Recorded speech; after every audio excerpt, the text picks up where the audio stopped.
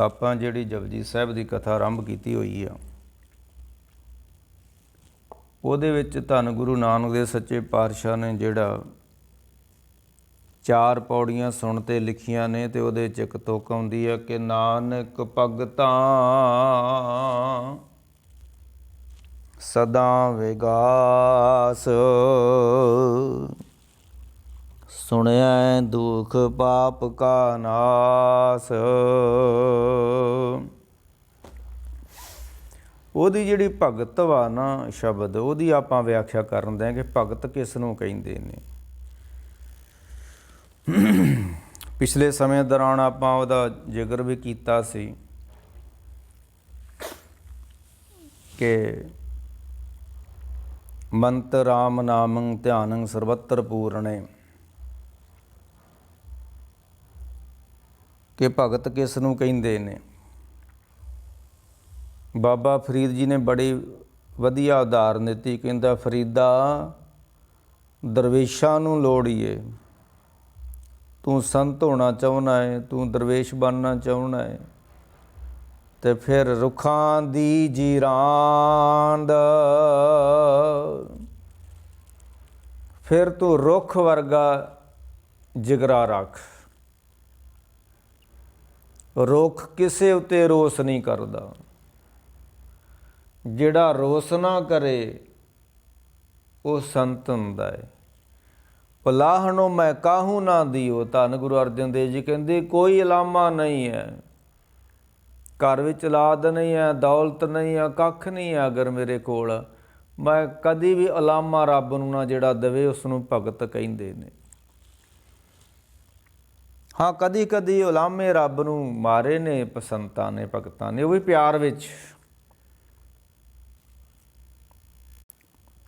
ਜਿਸ ਤਰ੍ਹਾਂ ਭਗਤ ਨਾਮਦੇਵ ਨੇ ਆਖਿਆ ਹੈ ਕਿ ਹੀਨੜੀ ਜਾਤ ਮੇਰੀ ਜਾਤ ਮਰਾਇਆ, ਸ਼ੀਪੇ ਕੇ ਜਨਮ ਕਾਹੇ ਕੋ ਆਇਆ।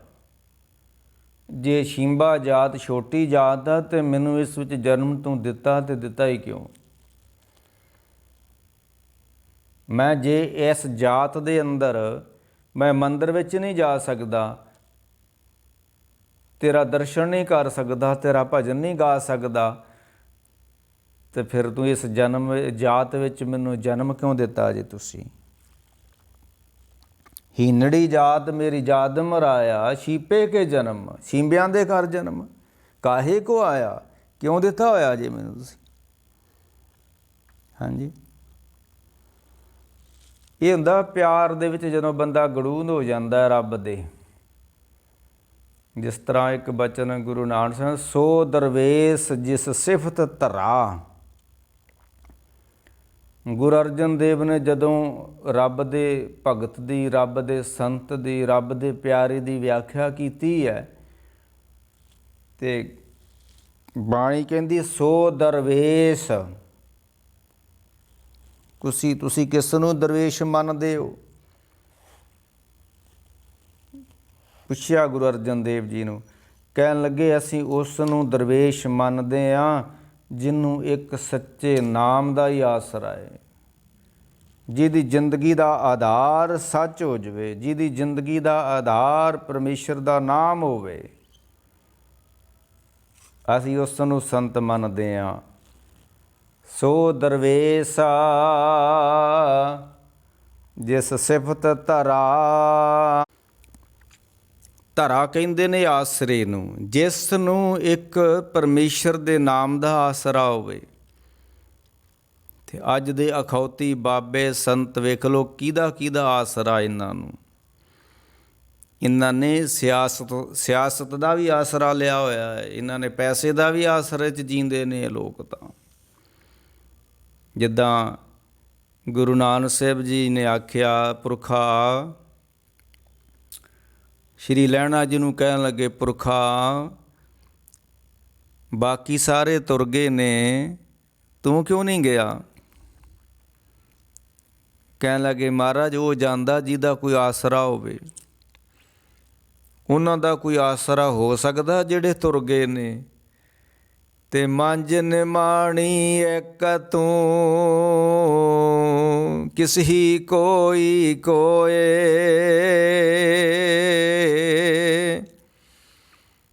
ਮਾਂਜੇ ਨਿਮਾਣੀ ਇੱਕ ਤੂੰ, ਕਿਉਂ ਨਾ ਮਰੀਜੈ ਰੋਏ। ਜਾਂ ਲੱਗ ਚਿਤ ਨ ਆਵਈ। ਕਹਿਣ ਲੱਗੇ ਗੁਰੂ ਨਾਨਕ ਸਾਹਿਬ ਜੀ ਨੂੰ, ਕਹਿਣ ਲੱਗੇ ਸ਼੍ਰੀ ਲਹਿਣਾ ਜੀ, ਮਹਾਰਾਜ ਉਹਨਾਂ ਦਾ ਕੋਈ ਆਸਰਾ ਹੋਊਗਾ, ਉਹਨਾਂ ਦਾ ਕੋਈ ਧਰ ਹੋਊਗੀ, ਮੇਰਾ ਤੇ ਤੁਹਾਡੇ ਤੋਂ ਬਿਨਾਂ ਹੈ ਹੀ ਕੋਈ ਨਹੀਂ, ਮੈਂ ਜਾਵਾਂ ਕਿੱਥੇ। ਤੇ ਗੁਰੂ ਨਾਨਕ ਸਾਹਿਬ ਕਹਿਣ ਲੱਗੇ ਵੀ ਜੇ ਤੂੰ ਨਹੀਂ ਕਿਤੇ ਜਾ ਸਕਦਾ ਤੇ ਹੁਣ ਤੈਨੂੰ ਕੋਈ ਆਸਰਾ ਨਹੀਂ ਹੈ। ਤੇ ਅਸੀਂ ਵੀ ਇਹੀ ਗੱਲ ਪਰਖਣਾ ਚਾਹੁੰਦੇ ਸਾਂ। ਤੇ ਕਹਿਣ ਲੱਗੇ ਫਿਰ ਹੁਣ ਫਿਰ ਅਸੀਂ ਵੀ ਤੇਰੇ ਹਿਰਦੇ ਵਿੱਚ ਜਗ੍ਹਾ ਬਣਾ ਚੁੱਕੇ ਹਾਂ। ਇਹ ਹੁੰਦਾ ਹੈ ਪਿਆਰ। ਸਾਹਿਬ ਕਹਿੰਦੇ ਸੋ ਦਰਵੇਸ਼ ਉਹ ਸੰਤ ਵਾ, ਜਿਸ ਸਿਫਤ ਧਰਾ। ਉਹਦਾ ਪਰਿਵਾਰ ਕਿਹੜਾ ਵਾ? ਬ੍ਰਹਮ ਗਿਆਨੀ ਕੇ ਨਾਮ ਆਧਾਰ, ਬ੍ਰਹਮ ਗਿਆਨੀ ਕੇ ਨਾਮ ਪਰਿਵਾਰ। ਸਾਨੂੰ ਜ਼ਿੰਦਗੀ ਦੇ ਬੜੇ ਆਸਰੇ ਨੇ। ਸਭ ਕੋ ਆਸੇ ਤੇਰੀ ਬੈਠਾ। ਹਾਂਜੀ, ਤਉ ਮੈਂ ਆਇਆ, ਸ਼ਰਨੀ ਆਇਆ, ਭਰੋਸੇ ਆਇਆ, ਕਿਰਪਾ ਆਇਆ।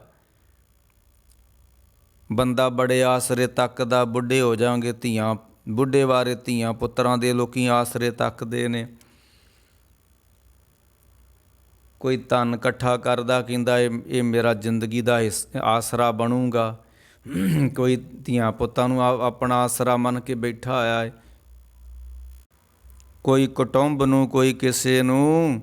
ਪਰ ਬ੍ਰਹਮ ਗਿਆਨੀ ਕੇ ਨਾਮ ਆਧਾਰ, ਬ੍ਰਹਮ ਗਿਆਨੀ ਕੇ ਨਾਮ ਪਰਵਾਰ। ਸੰਤ ਨੂੰ, ਭਗਤ ਨੂੰ ਇੱਕ ਰੱਬ ਦੇ ਨਾਮ ਤੋਂ ਬਿਨਾਂ ਦੂਸਰਾ ਕੋਈ ਆਸਰਾ ਨਹੀਂ ਹੈ। ਉਹਦੀ ਦੌਲਤ ਕਿਹੜੀ ਹੈ? ਦੌਲਤ ਜਵੇਦ ਬਾਸ਼ਦ ਬੰਦਗੀ। ਉਹਦਾ ਪਰਿਵਾਰ ਕਿਹੜਾ ਹੈ? ਰੱਬ ਦਾ ਨਾਮ। ਉਹਦੇ ਮਿੱਤਰ, ਸੰਬੰਧੀ, ਕੁਟੁੰਬੀ ਸਭ ਪਰਮੇਸ਼ਰ ਦਾ ਨਾਮ ਹੈ। ਇੱਕ ਬਿਨਾਂ ਨਹੀਂ ਦੂਸਰੇ ਨੂੰ, ਜਿਹੜਾ ਬਚਨ ਮਹਾਰਾਜ ਦਾ ਆਉਂਦਾ। ਤੇ ਮਹਾਰਾਜ ਕਹਿੰਦੇ, ਬਾਬਾ ਫਰੀਦ ਜੀ ਕਹਿੰਦੇ ਨੇ, ਭਗਤ ਕੌਣ ਹੁੰਦਾ ਹੈ, ਸੰਤ ਕੌਣ ਹੁੰਦਾ ਹੈ? ਬਾਬਾ ਫਰੀਦ ਜੀ ਨੇ 3 ਲੱਛਣ ਦੱਸੇ ਨੇ ਭਗਤ ਦੇ। ਜਿੱਦਾਂ ਕਿਹਾ ਨਾ ਕਿ ਫਰੀਦਾ ਦਰਵੇਸ਼ਾਂ ਨੂੰ ਲੋੜ ਹੀ ਏ। ਰੁੱਖਾਂ ਦੀ ਜੀਰਾਂਦ, ਰੁੱਖ ਵਰਗਾ ਜਿਗਰਾ ਰੱਖ ਤੂੰ, ਜੀਰਾਂਦ ਜਿਗਰਾ। ਤੇ ਰੁੱਖ ਦਾ ਕੀ ਹੁੰਦਾ ਹੈ? ਰੁੱਖ ਦਾ ਕੀ ਜਿਗਰਾ ਹੁੰਦਾ ਹੈ? ਗੁਰੂ ਅਰਜਨ ਦੇਵ ਨੇ ਇਸ ਦੀ ਵਿਆਖਿਆ ਕੀਤੀ ਹੋਈ ਆ ਕਿ ਸ਼ਸਤਰ ਤੀਖਣ ਕਾਟ ਡਾਰਿਓ। ਸ਼ਸਤਰ, ਸ਼ਸਤਰ ਇੱਕ ਹੁੰਦਾ ਸ਼ਾਸਤਰ। ਸੱਸੇ ਨੂੰ ਕੰਨਾ ਲੱਗ ਜੇ ਫਿਰ ਸ਼ਾਸਤਰ ਹੋ ਜਾਂਦਾ ਹੈ, ਤੇ ਜੇ ਕੰਨਾ ਢਾ ਦਿਓ ਫਿਰ ਸ਼ਸਤਰ ਹੁੰਦਾ ਹੈ। ਜਿਹੜੀ ਸਾਡਾ ਤਲਵਾਰ, ਕਿਰਪਾਨ, ਇਹ ਸਾਡਾ ਸ਼ਸਤਰ ਵਾ। ਤੇ ਗੁਰੂ ਗ੍ਰੰਥ ਸਾਹਿਬ ਦਾ ਗਿਆਨ ਸਾਡਾ ਸ਼ਾਸਤਰ ਵਾ। ਗੁਰੂ ਨਾਨਕ ਸਾਹਿਬ ਨੇ ਸਾਰੀ ਧਰਤੀ ਉੱਤੇ ਜੰਗ ਲੜੀ ਆ। ਕਿਸ ਨਾਲ ਲੜੀ ਆ? ਸ਼ਸਤਰ ਨਾਲ ਨਹੀਂ, ਸ਼ਾਸਤਰ ਦੇ ਨਾਲ, ਗਿਆਨ ਦੇ ਨਾਲ।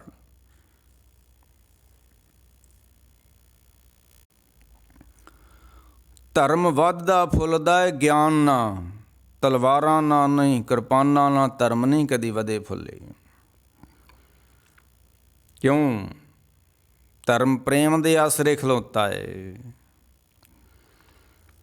ਤੇ ਮਹਾਰਾਜ ਗੁਰੂ ਅਰਜਨ ਦੇਵ ਜੀ ਕਹਿੰਦੇ ਨੇ, ਸ਼ਸਤਰ ਸ਼ਸਤਰ ਤੀਖਣ। ਸ਼ਸਤਰ ਤਰ ਤੀਖਣ, ਤਿੱਖੇ ਸ਼ਸਤਰ ਦੇ ਨਾਲ ਕਿਸੇ ਨੇ ਰੁੱਖ ਨੂੰ ਕੱਟਿਆ। ਕਾਟ ਡਾਰਿਓ, ਉਹਨੂੰ ਵੱਢ ਦਿੱਤਾ ਉਹਨੇ ਕੁਹਾੜਾ ਲੈ ਕੇ। ਅੱਜ ਕੱਲ੍ਹ ਤਾਂ ਹੁਣ ਮਸ਼ੀਨੀ ਯੁੱਗ ਆ, ਮਸ਼ੀਨਾਂ ਨਾਲ ਵੀ ਲੋਕ ਵੱਢ ਲੈਂਦੇ ਨੇ ਰੁੱਖ। ਤਾਂ ਕਾਟ ਡਾਰਿਓ ਪਰ ਮਨ ਨਾ ਕੀਨੋ ਰੋਸ, ਉਸ ਰੁੱਖ ਨੇ ਕੋਈ ਰੋਸ ਨਹੀਂ ਕੀਤਾ। ਗੁਰੂ ਅਰਜਨ ਦੇਵ ਜੀ ਨੂੰ ਤੱਤੀ ਤਵੀ 'ਤੇ ਬਿਠਾਇਆ ਗਿਆ ਤੇ ਇਹ ਨਹੀਂ ਕਿਹਾ ਮੈਂ ਤੇਰਾ ਸਾਂ, ਮੈਂ ਤੇਰੇ ਗੁਣ ਗਾਉਣ ਵਾਲਾ, ਮੈਂ ਤੇਰਾ ਭਗਤ ਸਾਂ ਤੇ ਮੇਰੇ ਉੱਤੇ ਕਸ਼ਟ ਕਿਉਂ ਬਣਿਆ ਹੋਇਆ ਵਾ। ਜਦੋਂ ਭਗਤਾਂ ਉੱਤੇ ਕਸ਼ਟ ਬਣਦਾ ਫਿਰ ਰੱਬ ਨੂੰ ਪੁਕਾਰਦੇ ਨੇ ਵੀ ਆ ਸਾਡੀ ਮਦਦ ਕਰ। ਸਾਤ ਘੜੀ ਜਾ ਬੀਤੀ ਸੁਣੀ, ਅਜੂ ਨਾ ਆਇਓ ਤਿਰ ਭਵਨ ਧਣੀ। ਪਖੰਤਲ ਬਾਜ ਬਜਾਏਲਾ, ਗਰੜ ਚੜੇ ਗੋਬਿੰਦ ਆਏਲਾ। ਆਪਣੇ ਭਗਤ ਪਰ ਕੀ ਪ੍ਰਤਪਾਰ, ਆਪਣੇ ਭਗਤ ਦੀ ਆਣ ਕੇ ਭਗਵਾਨ ਨੇ ਰੱਖਿਆ ਕੀਤੀ ਆ। ਤੇ ਗੁਰੂ ਅਰਜਨ ਦੇਵ ਵਾਰੀ ਭਗਵਾਨ ਕਿੱਥੇ ਗਏ ਸਨ? ਨਹੀਂ ਨਹੀਂ, ਤਰਨ ਗਗਨ ਨਵਖੰਡ ਮੈਂ ਜੋਤ ਸਰੂਪੀ ਰਹਿਓ ਭਾਰ। ਪਨ ਮਥਰਾ ਕਛ ਭੇਦ ਨਹੀਂ, ਗੁਰ ਅਰਜਨ ਪਰਤਖ ਹਰ। ਇਹ ਤੇ ਹਰ ਵਾ, ਤੇ ਹਰੀ ਨੇ ਕਿਹਨੂੰ ਰੋਸ ਕਰਨਾ ਹੈ। ਉਲਾਹਨੋ ਮੈਂ ਕਾਹੂ ਨਾ ਦਿਓ, ਮਨ ਮੀਠ ਤੁਮਾਰੋ ਕੀਓ। ਕੋਈ ਰੋਸ ਨਹੀਂ ਹੈ ਤਤੀ ਤਵੀ ਦਾ। ਧੰਨ ਗੁਰੂ ਤੇਗ ਬਹਾਦਰ ਪਿੰਜਰੇ 'ਚ ਬੰਦ ਨੇ, ਕੋਈ ਰੋਸ ਨਹੀਂ ਹੈ। ਧੰਨ ਗੁਰੂ ਤੇਗ ਬਹਾਦਰ ਦੇ ਸਾਹਮਣੇ ਜਿੰਦ ਜਾਨ ਤੋਂ ਪਿਆਰੇ ਭਾਈ ਮਤੀ ਦਾਸ ਜੀ, ਭਾਈ ਸਤੀ ਦਾਸ ਤੇ ਭਾਈ ਦਿਆਲਾ ਜੀ ਨੂੰ ਸ਼ਹੀਦ ਕੀਤਾ ਜਾ ਰਿਹਾ। ਧੰਨ ਗੁਰੂ ਤੇਗ ਬਹਾਦਰ ਦੇ ਮਨ ਵਿੱਚ ਕੋਈ ਰੋਸ ਨਹੀਂ ਹੈ, ਨਾ ਰੱਬ ਦੇ ਉੱਤੇ ਰੋਸ ਆ ਤੇ ਨਾ ਸਮੇਂ ਦੇ ਬਾਦਸ਼ਾਹ ਉੱਤੇ ਕੋਈ ਰੋਸ ਵਾ। ਜਿਹੜੇ ਬੰਦਿਆਂ ਉੱਤੇ ਰੋਸ ਕਰਦੇ ਨੇ ਫਿਰ ਰੱਬ ਅੱਗੇ ਵੀ ਰੋਸ ਆਪਣਾ ਪ੍ਰਗਟ ਕਰਦੇ ਨੇ। ਆ ਰੋਸ ਮੁਜ਼ਾਹਰੇ ਨਹੀਂ ਹੁੰਦੇ। ਸਾਡੀ ਕੌਮ ਤੇ ਬਹੁਤ ਇਸੇ ਚੱਕਰਾਂ 'ਚ ਘੁੰਮ ਗਈ ਹੈ, ਸੜਕਾਂ 'ਤੇ ਰੋਸ ਮੁਜ਼ਾਹਰਿਆਂ ਦੇ ਉੱਤੇ ਹੀ। ਅਤੇ ਜਿਹੜਾ ਅਸਲੀ ਨਿਸ਼ਾਨਾ ਸੀ ਕੌਮ ਦਾ ਉਹ ਛੱਡ ਚੁੱਕੀ ਆ ਅਤੇ ਹੋਰ ਹੀ ਰਾਹ ਪਈ ਹੋਈ ਆ। ਰੋਸ ਮਾਰਚ ਕਰਨੇ ਅਸੀਂ, ਰੋਸ ਮੁਜ਼ਾਹਰੇ ਕਰਨੇ ਆ ਅਸੀਂ ਤਾਂ ਐਸੇ ਚੱਕਰ ਵਿੱਚ। ਅਤੇ ਸ਼ਰਾਰਤੀ ਲੋਕ ਇਸ ਕੰਮ ਵਿੱਚ ਆਣ ਕੇ ਪੈਸਾ ਕਮਾਉਂਦੇ ਨੇ ਖੂਬ। ਜਿਹੜੇ ਬੰਦਿਆਂ ਉੱਤੇ ਰੋਸ ਕਰਦੇ ਨੇ ਉਹਨਾਂ ਦਾ ਰੋਸ ਪਲਟ ਕੇ ਫਿਰ ਰੱਬ ਉੱਤੇ ਵੀ ਜਾਂਦਾ ਹੈ। ਉਹ ਰੱਬ ਅੱਗੇ ਵੀ ਰੋਸ ਕਰਦੇ ਨੇ। ਏਤੀ ਮਾਰ ਪਈ ਕਰਲਾਣੇ ਤੈਂ ਕੀ ਦਰਦ ਨਾ ਆਇਆ। ਗੁਰੂ ਨਾਨਕ ਸਾਹਿਬ ਨੇ ਆਖਿਆ ਰੱਬਾ ਇਹ ਕੀ ਹੋ ਰਿਹਾ ਹੈ। ਫਿਰ ਕਹਿਣ ਲੱਗੇ ਵੀ ਇੱਕ ਤੇਰੀ ਖੇਡ ਹੀ ਆ। ਖੁਰਾਸਾਨ ਖਸਮਾਨਾ ਕੀਆ, ਹਿੰਦੁਸਤਾਨ ਡਰਾਇਆ। ਏਤੀ ਮਾਰ ਪਈ ਕਰਲਾਣੇ ਤੈਂ ਕੀ ਦਰਦ ਨ ਆਇਆ। ਸਕਤਾ ਤੂੰ ਸਭਨਾ ਕਾ ਸੋਈ, ਦੇ ਸਕਤਾ ਸਕਤੇ ਕੋ ਮਾਰੇ। ਤਾਂ ਮਨ ਰੋਸ ਨਾ ਹੋਈ। ਕਹਿਣ ਲੱਗੇ ਜੇ ਦੋ ਬਰਾਬਰ ਦੀਆਂ ਧਿਰਾਂ ਲੜ ਰਹੀਆਂ ਹੋਣ ਤੇ ਕੋਈ ਰੋਸ ਨਹੀਂ ਹੈ। ਆਹ ਮਜ਼ਲੂਮ ਗਰੀਬਾਂ ਨੂੰ ਮਾਰ ਦਿੱਤਾ ਗਿਆ ਹੈ, ਸਾਡੇ ਮਨ ਵਿੱਚ ਰੋਸ ਹੈ। ਪਰ ਕਹਿੰਦੇ ਇਹ ਵੀ ਰੱਬਾ ਤੇਰੀ ਖੇਡ ਹੀ ਆ। ਫਿਰ ਇੱਥੇ ਰੋਸ ਗੁਰੂ ਨਾਨਕ ਸਾਹਿਬ ਨੇ ਰੱਬ ਅੱਗੇ ਨਹੀਂ ਕੀਤਾ, ਇੱਥੇ ਰੋਸ ਪ੍ਰਗਟ ਕੀਤਾ ਸਮੇਂ ਦੇ ਰਾਜੇ ਅੱਗੇ ਵੀ ਤੂੰ ਰਾਜਾ ਸੀ ਤੇ ਤੂੰ ਪ੍ਰਜਾ ਦੀ ਸੰਭਾਲ ਕਰਨੀ ਸੀ ਤੇ ਤੂੰ ਆਪਣੀ ਪ੍ਰਜਾ ਨੂੰ ਸੰਭਾਲਿਆ ਕਿਉਂ ਨਹੀਂ ਹੈ। ਸਕਤਾ ਸੀ ਮਾਰੇ ਪੈ ਵੱਗੇ, ਖਸਮੇ ਸਾਪੁਰ ਸਾਈ। ਖਸਮ ਸਕਤਾ ਸੀ ਕਹਿੰਦੇ ਨੇ ਸ਼ੇਰ ਨੂੰ। ਸ਼ੇਰ ਬੜਾ ਸ਼ਕਤੀਵਾਨ ਹੁੰਦਾ ਹੈ। ਸਕਤਾ ਸੀ ਮਾਰੇ ਪੈ ਵੱਗੇ, ਵੱਗੇ ਕਹਿੰਦੇ ਨੇ ਬੱਕਰੀਆਂ ਭੇਡਾਂ ਦੇ ਵੱਗ। ਕੋਈ ਭੇਡਾਂ ਬੱਕਰੀਆਂ ਦੇ ਵੱਗ ਉੱਤੇ ਸ਼ੇਰ ਨੇ ਝੜਪ ਮਾਰ ਦਿੱਤੀ ਆ ਤੇ ਉਹ ਭੇਡਾਂ ਖਾ ਗਿਆ। ਸਕਤਾ ਸੀ ਮਾਰੇ ਪੈ ਵੱਗੇ, ਖਸਮੈ ਉਹ ਜਿਹੜਾ ਉਸ ਨੂੰ ਚਾਰਨ ਵਾਲਾ ਸੀ, ਉਜਾਲੀ ਸੀ, ਉਸ ਨੂੰ ਪੁੱਛਿਆ ਜਾਣਾ, ਜਦੋਂ ਸ਼ੇਰ ਆਇਆ ਬੱਕਰੀਆਂ ਵੱਲ, ਤੂੰ ਕਿੱਥੇ ਸਾਂ? ਉਹਨੂੰ ਪੁੱਛਿਆ ਜਾਏਗਾ। ਤੇ ਬਾਬਰ ਚੜ੍ਹ ਕੇ ਆਇਆ ਤੇ ਸਾਹਿਬ ਕਹਿਣ ਲੱਗੇ ਐਮਨਾਬਾਦ ਦੇ ਉੱਤੇ ਹਮਲਾ ਕੀਤਾ। ਤੇ ਪੁੱਛਿਆ ਗਿਆ ਉਸ ਸਮੇਂ ਦੀ ਹਕੂਮਤ ਨੂੰ, ਤੁਸਾਂ ਕੀ ਕੀਤਾ ਬਾਬਰ ਨੂੰ ਰੋਕਣ ਵਾਸਤੇ?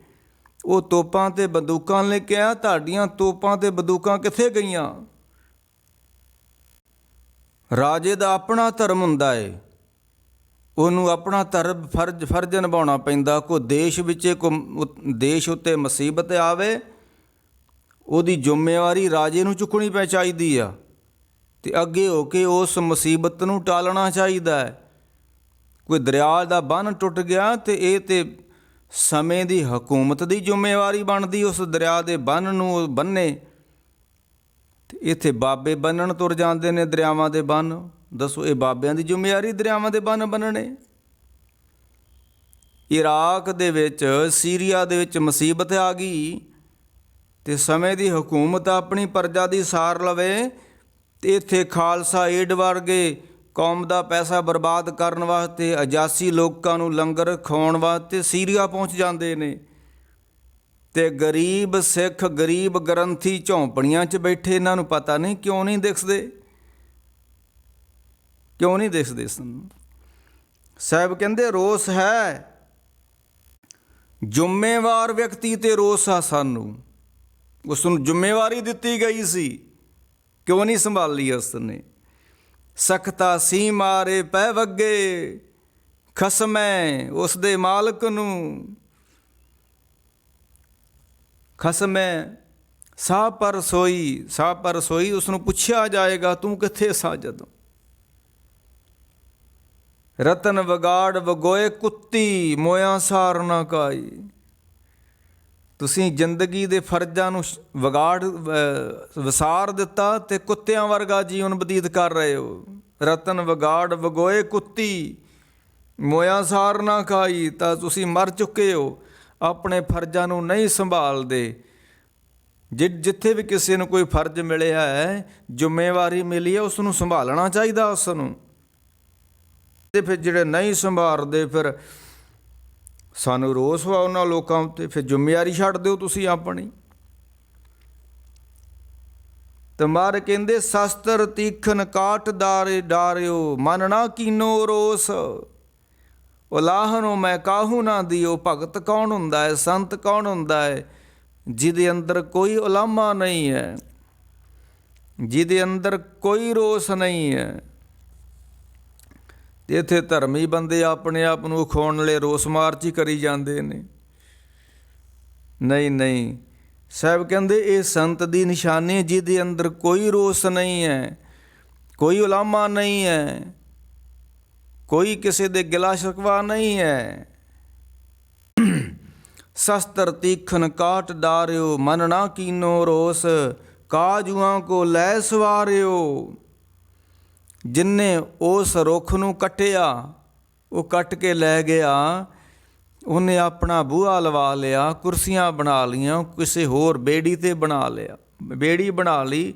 ਬੇੜੀ 'ਤੇ ਬਣਾਈ, ਉਹਦੀਆਂ ਫੱਟੀਆਂ ਚੀਰੀਆਂ ਗਈਆਂ, ਫੱਟੀਆਂ ਚੀਰ ਕੇ ਵਿੱਚ ਕਿੱਲ ਠੋਕੇ ਗਏ, ਕਿੱਲ ਠੋਕ ਕੇ ਫਿਰ ਬੇੜੀ ਬਣਾਈ ਗਈ।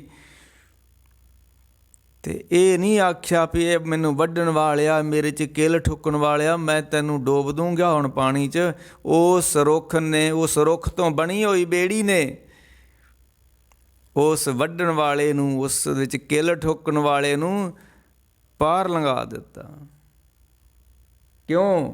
ਫਰੀਦਾ ਦਰਵੇਸ਼ਾਂ ਨੂੰ ਲੋੜੀਏ, ਰੁੱਖਾਂ ਦੀ ਜੀਰਾਂਦ। ਹਾਂਜੀ, ਕਾਜੂਆਂ ਕੋ ਲੈ ਸਵਾਰਿਓ, ਤਿਲ ਨਾ ਦੀਨੋ ਦੋਸ਼। ਤਿਲ ਮਾਤਰ ਵੀ ਕੋਈ ਦੋਸ਼ ਨਹੀਂ ਦਿੱਤਾ, ਉਸ ਨੂੰ ਦੋਸ਼ੀ ਨਹੀਂ ਠਹਿਰਾਇਆ ਗਿਆ ਵੱਢਣ ਵਾਲੇ ਨੂੰ। ਮੇਰੇ ਮਨ ਮੇਰੇ ਰਾਮ ਰਵੋ ਨਿਤ ਨੀਤਾ। ਇਹ ਕਿਹਨਾਂ ਦੀ ਨਿਸ਼ਾਨੀ ਆ? ਸੰਤ ਕੌਣ ਹੁੰਦਾ ਹੈ? ਭਗਤ ਕੌਣ ਹੁੰਦਾ ਹੈ? ਜਿਨ੍ਹਾਂ ਸਾਸ ਗਰਾਸ ਨਾ ਵਿਸਰੇ, ਹਰ ਨਾਮਾ ਹਰ ਮੰਤਾ, ਧੰਨ ਸੇਈ ਨਾਨਕਾ, ਪੂਰਨ ਸੋਈ ਸੰਤ। ਜਿਦੇ ਏਕ ਸ਼ਬਦ ਮੇਰੇ ਪ੍ਰਾਣ ਬਸਤ ਹੈ। ਇਹ ਸਿਮਰਨ ਉਹਦੀ ਜ਼ਬਾਨ 'ਤੇ ਨਹੀਂ ਹੈ, ਸਿਮਰਨ ਉਹਦੇ ਹਾਰਮੋਨੀਏ ਦਾ ਨਹੀਂ ਹੈ, ਇਹ ਸ਼ਬਦ ਉਹਦੇ ਅੰਦਰ ਵਸ ਚੁੱਕਾ। ਏਕ ਸ਼ਬਦ ਮੇਰੇ ਪ੍ਰਾਣ ਬਸਤ ਹੈ, ਇਹ ਭਗਤ ਦੀ ਨਿਸ਼ਾਨੀ ਹੈ, ਇਹ ਸੰਤ ਦੀ ਨਿਸ਼ਾਨੀ ਹੈ। ਅਤੇ ਗੁਰੂ ਅਰਜਨ ਦੇਵ ਜੀ ਕਹਿੰਦੇ, ਮਨ ਮੇਰੇ ਰਾਮ ਰਹੋ ਨਿਤ ਨੀਤਾ। ਉਹ ਨਿਤ ਸਿਮਰਨ ਕਰਦੇ ਨੇ, ਨਿਤ ਉਹਦੀ ਯਾਦ 'ਚ ਜੁੜਦੇ ਨੇ, ਹਮੇਸ਼ਾ ਹੀ ਜੁੜਦੇ ਨੇ। ਜਿਨ੍ਹਾਂ ਸਾਸ ਗਰਾਸ ਨਾ ਵਿਸਰੇ, ਕੁਝ ਵੀ ਕਰਨੇ ਉਹ ਕਿਤੇ ਵੀ ਖਲੋਤੇ ਹੋਣ, ਉਹ ਵੇਸਵਾ ਦੁਆਰੇ ਵੀ ਖਲੋਤੇ ਹੋਣ, ਅੰਦਰੋਂ ਯਾਦ ਨਹੀਂ ਭੁੱਲਦੀ। ਅਤੇ ਅਸੀਂ ਹਾਰਮੋਨੀਆ ਲੈ ਕੇ ਅਤੇ ਢੋਲਕੀ ਤਬਲਾ ਲੈ ਕੇ ਬੈਠੇ ਹੋਈਏ ਤਾਂ ਵੀ ਯਾਦ ਨਹੀਂ ਆਉਂਦੀ ਉਸ ਦੀ। ਚਿੱਤ ਯਾਦ ਕਿਹਨੇ ਕਰਨਾ? ਚਿੱਤ ਨੇ। ਚਿੱਤ ਵਿੱਚ ਸਾਡੇ ਕੁਝ ਹੋਰ ਵਸਿਆ ਹੋਇਆ ਹੈ। ਉਹ ਕਿਤੇ ਵੀ ਜਾਣ, ਉਹਨਾਂ ਵਾਸਤੇ ਵੇਸਵਾ ਵੀ ਇੱਕ ਬਹੁਤ ਸਿੱਖਿਆਦਾਇਕ ਚੀਜ਼ ਹੈ।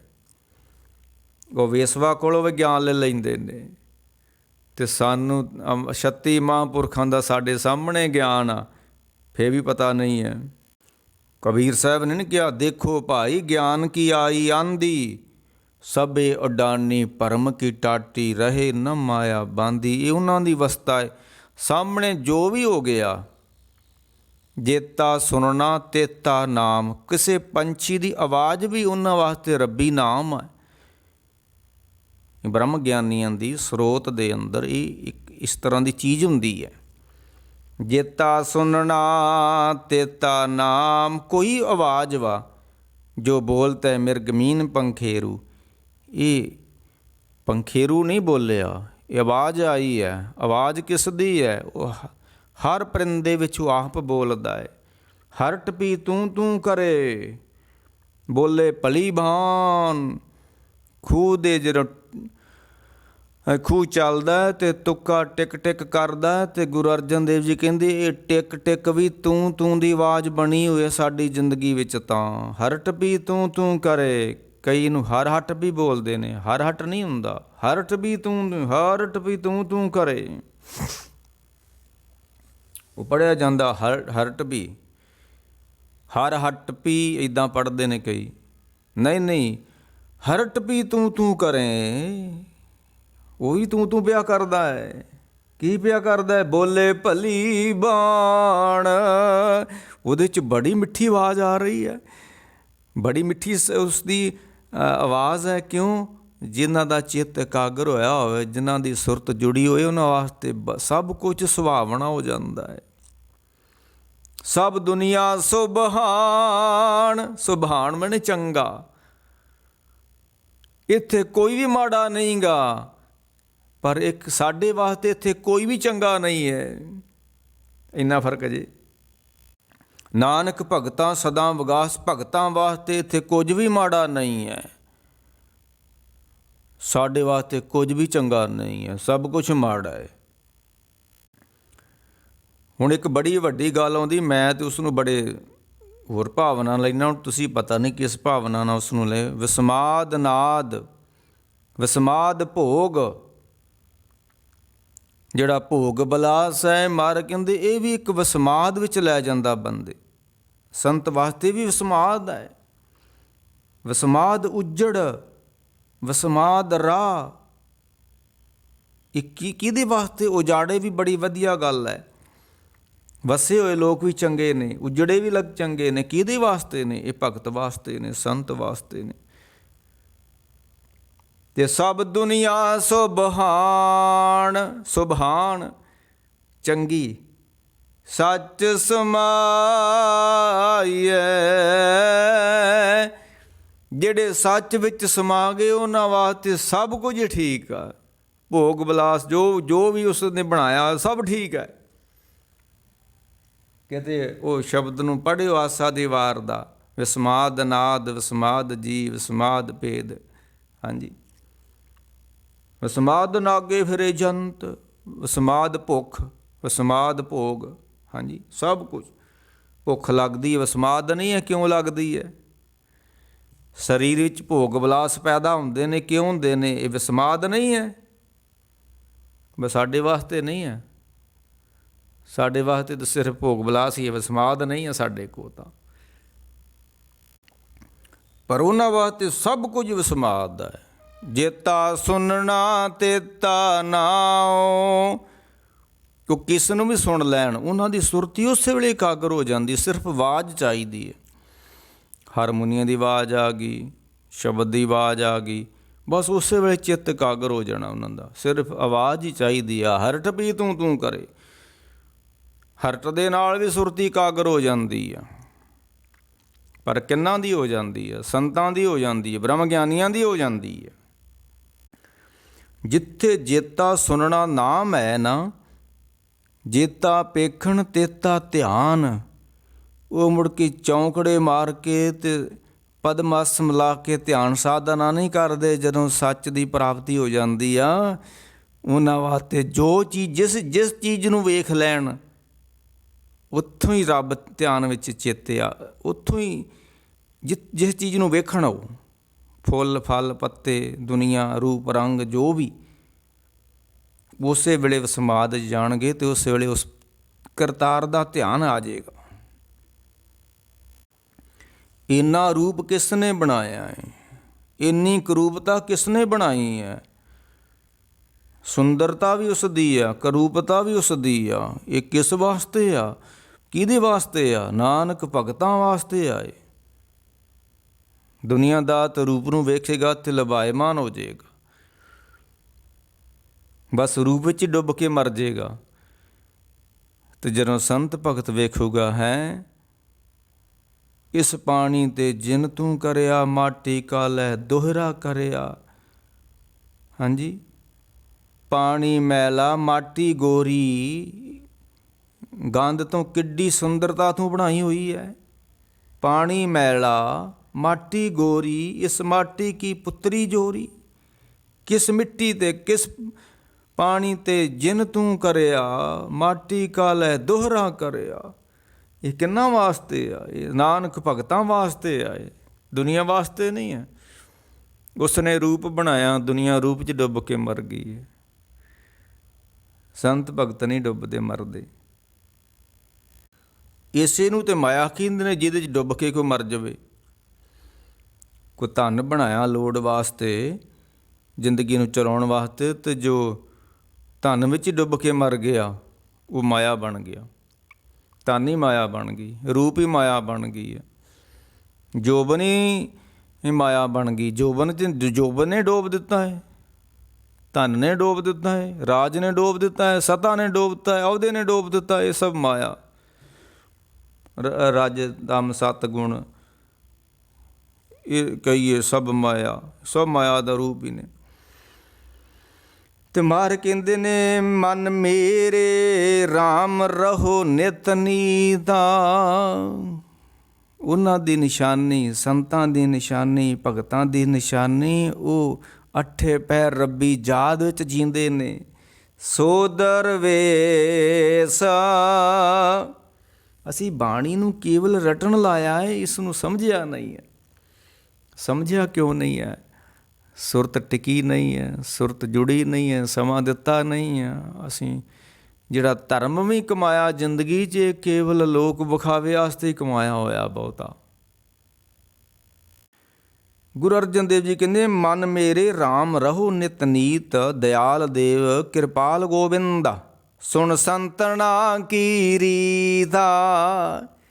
ਅਸੀਂ ਤੁਹਾਨੂੰ ਸੰਤਾਂ ਦੀ ਰੀਤ ਦੱਸਣ ਲੱਗੇ। ਸੰਤ ਕਿਹਨੂੰ ਕਹਿੰਦੇ ਨੇ, ਭਗਤ ਕਿਹਨੂੰ ਕਹਿੰਦੇ ਨੇ? ਸੁਣ ਸੰਤਨਾ ਕੀ ਰੀਤਾ, ਨਾਨਕ ਭਗਤਾਂ ਸਦਾ ਵਿਗਾਸ। ਹਉ ਬਲਿਹਾਰੀ ਸਾਜਣਾ ਮੀਤਾਂ ਅਵਰੀਤਾਂ।